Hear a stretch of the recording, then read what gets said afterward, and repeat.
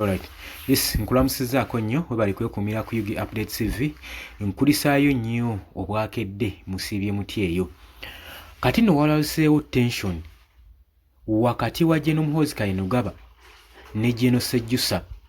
Oluvannyuma lwa Muhoozi, Chief of Defence Force, okuvaayo n'adimandinga answer okuva mu kye bayita Muhoozi Project.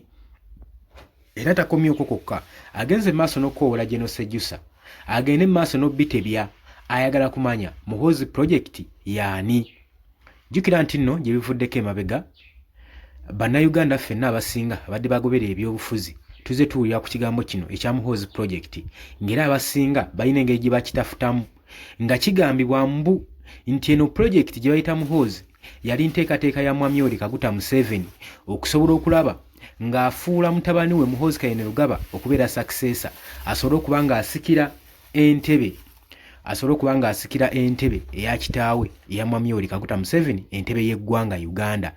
Kino nno kyadrowinga nnyo reaction wakati wa bannayuganda naddala bannabyabufuzi abakulembeze mu bitundu ebimu abali ba military officers abali ku retirement saako n'abakulembeze abali ku ludda olw'opposition nga nno attention eno ya raisingibwawo nga bali so concerned nga bagamba wabanga Mwami Yoweri Kaguta Museveni agala kuleeta mutabani we Muhoozi Kainerugaba okubeera omukulembeze w'eggwanga kigenda kuzzaawa demokrasiya y'eggwanga eno Uganda. Kijja kuba kikyobodde demokrasiya saako ne constitution y'eggwanga Uganda.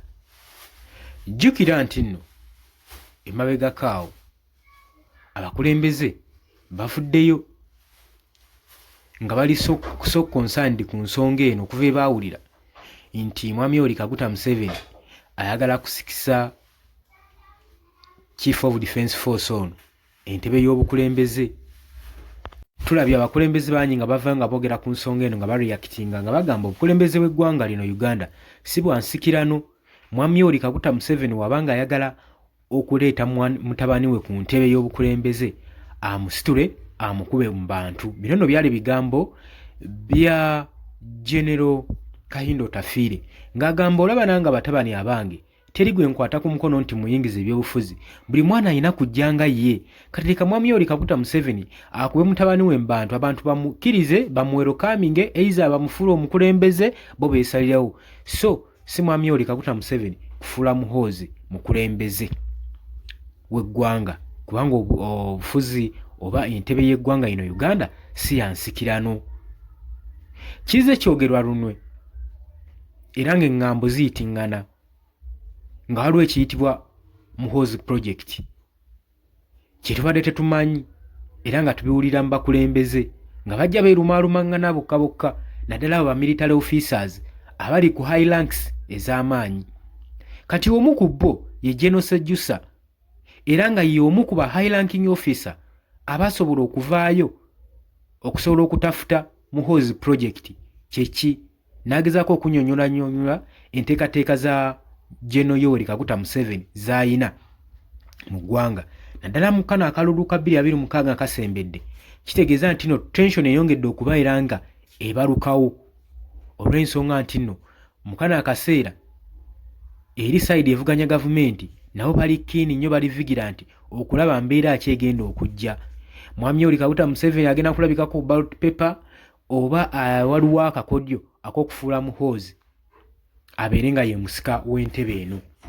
Oli ku Yugi Update TV kw'osinzira oba ng'otuwuliriza, nkubiriza gwe atannatweyungako ntikirira wansi waliwo ekigambo subscribe kikooneko katini obeere nga otweyungako. Abali mu diaspora mbatumiddeko nnyo mwebale kwekuumira ku Yugi Updates TV. Kakati tension erayizingiddwa wakati wa General Muhoozi Kainerugaba saako ne General Sejjusa nga Muhoozi Kainerugaba agamba sijja bikkiriza neetaaga General Sejjusa ajja nnyonnyole ambuulire project Muhoozi bye biki era byo bitegeeza ki. Era ye Muhoozi agamba talina kyamanyi ku kye bayita project Muhoozi era abadde abiwulira mu ŋŋambo ng'angalabiza Nyanzi. Kaakati ayagala baveeyo bamunnyonnyole ensonga eno ekwatagana ku ki. Mu bold statement ezikoleddwa ku mukutu gwa Twitter kidrowinzeewo tension ey'amaanyi ku social media oluvannyuma lwa General Muhoozi Kainerugaba okupostinga mu public ng'agenda mu maaso n'okukoowoola bwe tugamba okukoowoola oba oyisa omuntu amukoowodde alabikeko mu woofiisi ye nga tewannasukka wiiki emu era ng'amwetaaga next week alabikeko mu woofiisi ye General Sejjusa annyonnyole ensonga eno ku bigambibwa ku byogerebwa mu bannayuganda ku kintu ekyatondebwawo ye ekya Project Muhoozi kyatamanyiiko agala kumanya Project Muhoozi kitegeeza ki.